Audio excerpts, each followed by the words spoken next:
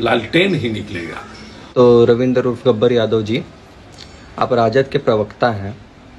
सिवान में तीनों लोग अपने आप को जीतने का दावा करते हैं, तो इसमें आप अपने आप को कहाँ देखते हैं?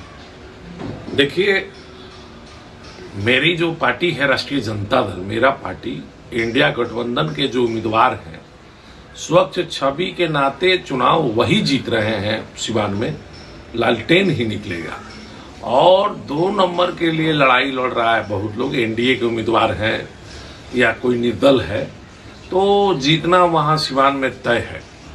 मुझे लगता है कि 50 से 60 हजार वोटों से लालटेन चुनाव जीतेगा सिवान में। और रहा कि बहुत सारे लोग बोल रहे हैं, चर्चा कर रहे हैं कि ये कहीं लोग कह रहा है कि टेम्पू छाप लड़ाई में है, कहीं लोग कह रहा है कि तीर लड़ाई में है। लड़ाई में अभी दोनों लोग 2 नंबर के लिए लड़ाई लड़ रहा है। अब इसमें कौन 2 नंबर आएगा ये तो 4 तारीख को पता चलेगा। और जो हेना साहब बोली हैं कि मैं राष्ट्रीय जनता दल में कभी नहीं जाऊंगी, तो राष्ट्रीय जनता दल में उनको आने से या नहीं आने से कोई फर्क नहीं पड़ता है, क्योंकि उनको तो सामने दिखाई दे रहा है कि राष्ट्रीय जनता दल बगैर हेना के सिवान में काफी मजबूत है और इसलिए वो चुनाव जीतने जा रहा है। तो उनके आने जाने से कोई प्रभाव नहीं पड़ता है, ना पार्टी उनको कहीं, मुझे लग रहा है कि अभी कोई उस तरह का कोई चर्चा है। दूसरी बात है कि हम देखें कि काराकाट बक्सर की तरफ जा करके और सिवान के कुछ नेता हैं जो बहुत फेंक रहे थे, जैसे एगो माननीय मंगल पांडे जी हैं, वो कह रहे थे कि हम भी सिवान से आए हैं, बहुत लड़ाई लड़े हैं सिवान में। तो उन्होंने कभी कहाँ लड़ाई यहाँ लड़ा है? उन्होंने तो कोई चुनाव ही नहीं लड़ा।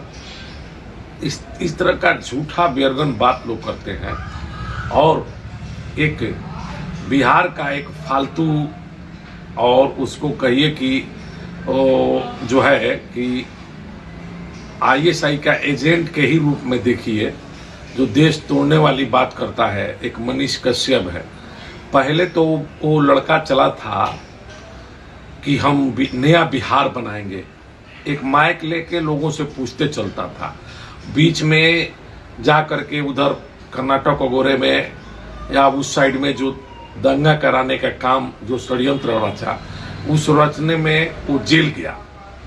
अब जेल से छूट के आया तो नॉमिनेशन करके लगा क्षेत्र में नॉमिनेशन करने की बात करने और लोगों से वोट मांगने। और उसके बाद देखिए कि एक बैक फुट पर आ गया, पॉइंट खोल दिया अपना और निहुर गया बीजेपी के आगे। तो असली वो बीजेपी का आरएसएस का एजेंट है मनीष कश्यप। वो बार बार तेजस्वी जी का नाम लेता है। उसके जैसे 5 करोड़ लौंडा तेजस्वी जी का नाम लेगा तो कोई फर्क नहीं पड़ेगा। अभी बहुत बच्चा है मनीष कश्यप, इसको लोग समझ गया है कि पत्रकारिता नहीं करता था, ये चिटराई करता था, ये दंगा कराने का काम करता था और बहुत बड़ा भारतीय जनता पार्टी का एजेंट के रूप में काम करता था। इसीलिए मेरा ये निवेदन होगा मनीष कश्यप से कि अभी तुम बच्चा हो और तुम्हारा चेहरा जो है अब सब लोग जान गया है, इसीलिए तेजस्वी जी के किताब खोपिया हो गया है, तुमको तुम पढ़ते रहो, कोई प्रभाव नहीं पड़ने वाला है। इसलिए सिवान में राष्ट्रीय जनता दल माननीय श्री अवध बिहारी चौधरी जी 50 से 60 हजार वोटों से चुनाव जीत रहे हैं और चारों तरफ का फीडबैक मैंने लिया है। और 2 नंबर के लिए 2 कैंडिडेट लड़ाई आपस में लड़ रहा है, जो कि 4 तारीख को क्लियर हो जाएगा। धन्यवाद।